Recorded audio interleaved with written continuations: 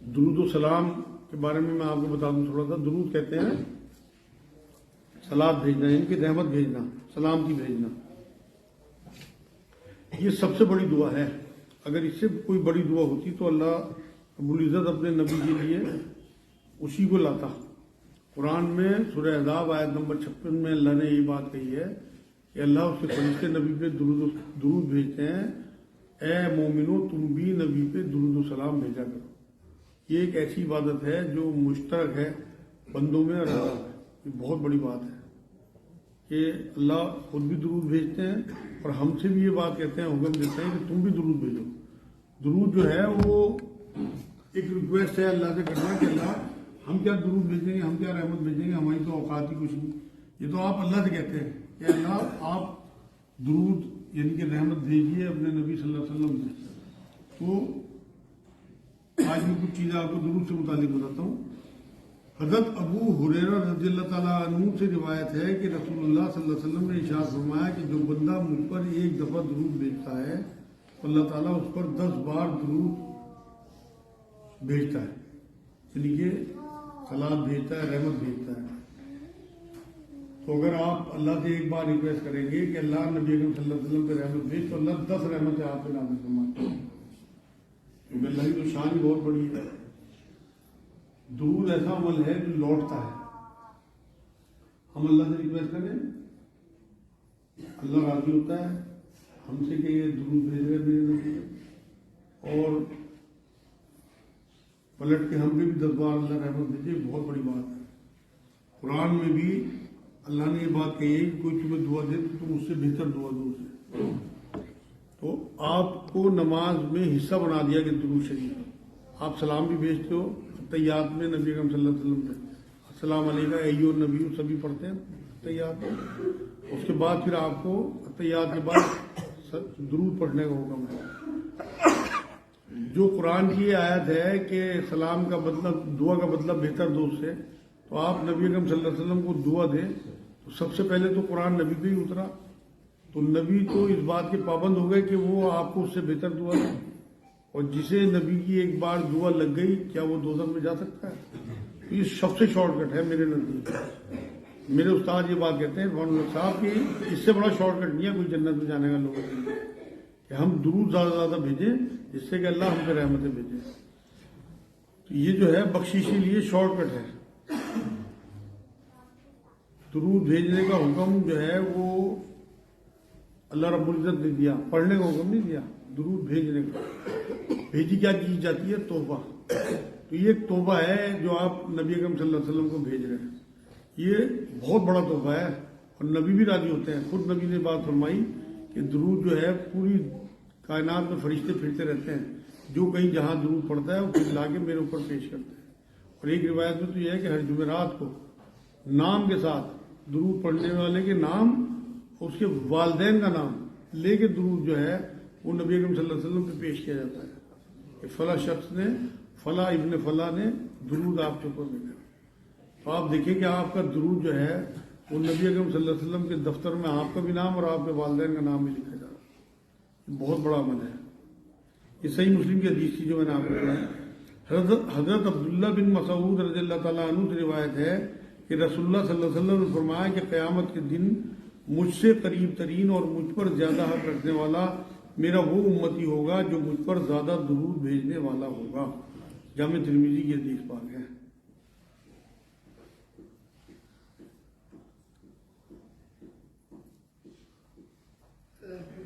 بڑی قربت کی نشانی ہے نبی اکرم صلی اللہ علیہ وسلم کی کہ ہم زیادہ زیادہ درود بھیجیں. میں نے ایسے ایسے لوگ دیکھے جن کا ورد صرف درود ہی ہوتا ہے تمام فرض عبادتوں کے بعد.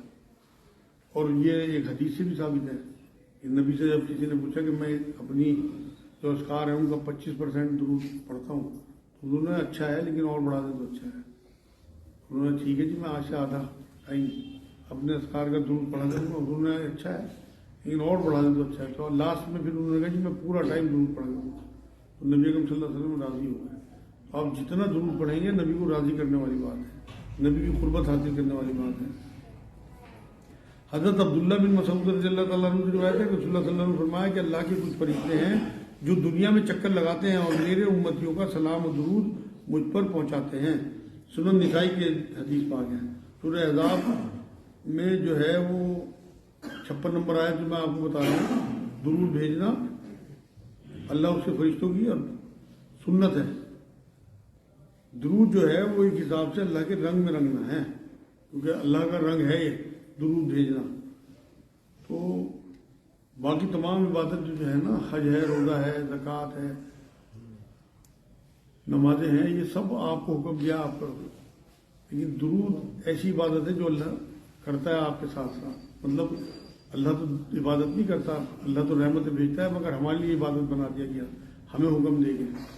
اللہ نماز نہیں پڑھتا، اللہ روزہ نہیں رکھتا، لیکن درود ایک ایسا معاملہ ہے کہ جو اللہ بھی کرتا ہے۔ اسی اللہ کی سنت سمجھ کے اگر آپ کریں گے تو اس کا مرتبہ بہت بڑھ جائے گا درود۔ حضرت علی مرتضیٰ رضی اللہ تعالیٰ عنہ سے روایت ہے کہ رسول اللہ صلی اللہ علیہ وسلم نے فرمایا کہ اصلی بخیل اور کنجوس وہ آدمی ہے جس کے سامنے میرا ذکر آئے وہ مجھ پر درود نہ بھیجے۔ جامع ترمذی کی حدیث پاک ہے۔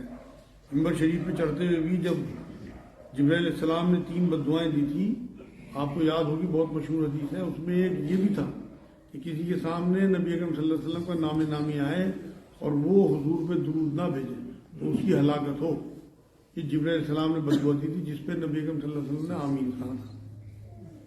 اس لیے حضور کا نام آئے ضرور درود بھیجیں، اور ویسے بھی درود پڑھنے کا اپنا معمول بنا لیں، اور سلام بھی ضرور پڑھا کریں، کیونکہ قرآن کا حکم ہے، درود پڑھنے کا بھی حکم ہے، سلام پڑھنے کا بھی حکم ہے۔ ہمارے یہاں تو سلام پڑھنے والوں کو بریلوی کہہ دیا جاتا ہے نا، بریلوی بڑے شوق اور ذوق کے ساتھ سلام پڑھتے ہیں۔ میں کہتا ہوں آپ یا رسول اللہ نہ کہو، وہ تو یہ کہتے ہیں نا الصلاۃ والسلام علیکہ یا رسول اللہ، آپ یا رسول اللہ نہ کہو، یا نہ لگاؤ، آپ کے عقیدے کے خلاف ہے، آپ صرف الصلاۃ والسلام علیکہ رسول اللہ کہہ دو۔ سب سے بڑھیا سلام تو وہ ہے جو آپ التحیات میں پڑھتے ہو، جو نبی نے خود بتایا، السلام علیکہ ہی النبی، آپ یہی پڑھو۔ میں جو 5-4 منٹ یہاں بیٹھتا ہوں نا، آپ سنتیں پڑھتے ہو، تو یہ ہمارے بہت سارے ساتھی یہی سلام پڑھتے ہیں، تو آپ لوگ ضرور اپنے روٹین میں رکھو، کیونکہ درود تو بہت لوگ پڑھتے رہتے ہیں، لیکن ہفتے میں 10-15 منٹ اپنے سلام کے ضرور نکالو، کیونکہ اللہ کا حکم ہے۔ تو یہ آج الحمدللہ درود شریف سے متعلق کچھ چیزیں میں نے آپ کو بتا دی، اور یہ اور بتا دوں آپ کو کہ حضور کا پروٹوکول اللہ نے قرآن میں بیان کیا، اپنا بیان نہیں کیا۔ سورہ حجرات کی آیت نمبر 2 میں اللہ نے یہ بات کہی ہے کہ نبی کی آوازوں سے اپنی آوازیں اونچی نہ کرنا، ایسا نہ ہو کہ تمہارے سارے اعمال غارت ہو جائیں اور تمہیں پتہ بھی نہ لگے۔ اور نبی کی آوازوں سے آواز اونچی کرنا یہ نہیں ہے کہ آپ زور زور سے چیختے ہو، اسے کہا گیا، بلکہ جو نبی دائرے طے کر گئے آپ کو اس دائرے سے پار نہیں جانا، یہ نبی کی آواز سے آواز اونچی کرنا ہے۔ کیونکہ یہ اس بات سے بھی ثابت ہے کہ حضرت قیس رضی اللہ تعالیٰ عنہ تھے، وہ بہت زور زور سے بولتے تھے، جب یہ آیت آئی تو یہ سمجھے میرے لیے آئے، تو انہوں نے اپنے آپ کو استبل میں بند کر لیا اور حضور کی بارگاہ میں آنا بند کر دیا کہ یہ تو میری آواز تو حضور کی آواز سے اونچی ہے۔ تو حضور صلی اللہ علیہ وسلم نے انہیں بلایا جب حضور کو پتہ لگا، اور یہ کہا کہ آیت کا یہ مطلب نہیں ہے تیز آواز، بلکہ یہ مطلب ہے، تیرا ذکر نہیں ہے اس میں۔ اور جب یہ آیت آئی اس کے بعد حضرت عمر صدیق، حضرت عمر رضی اللہ تعالیٰ عنہ جو ہے وہ کانا پھوسی کیا کرتے تھے، کئی بار تو حضور کو پوچھنا پڑتا تھا کیا کہہ رہے ہیں، اتنی ہلکے بولنے لگے تھے۔ تو زیادہ چیخنا، زیادہ چلانا، زیادہ تیز آواز میں بات کرنا یہ بھی پسندیدہ عمل نہیں ہے۔ نبی اکرم صلی اللہ علیہ وسلم کی میانہ آواز تھی بالکل۔ قرآن میں بھی اللہ نے تیز آواز کو گدھے کی آواز کہا، مثال دی کہ بدترین آواز جو ہے وہ گدھے کی آواز ہے، کیونکہ اس کی تیز آواز نکلتی ہے، بے چین کرتی ہے لوگوں کو۔ تو آپ بھی دیکھ لو جو بہت چیخنے چلانے والے لوگ ہیں وہ آپ کو اندر سے بے چین کرتے ہیں۔ شور اگر آپ کو آتا ہے کیونکہ اللہ نے سکون آدمی کے وجود میں اتارا، تو بہت شور مچانے والے جو لوگ ہیں وہ بڑھیا نہیں کہلاتے۔ تو یہ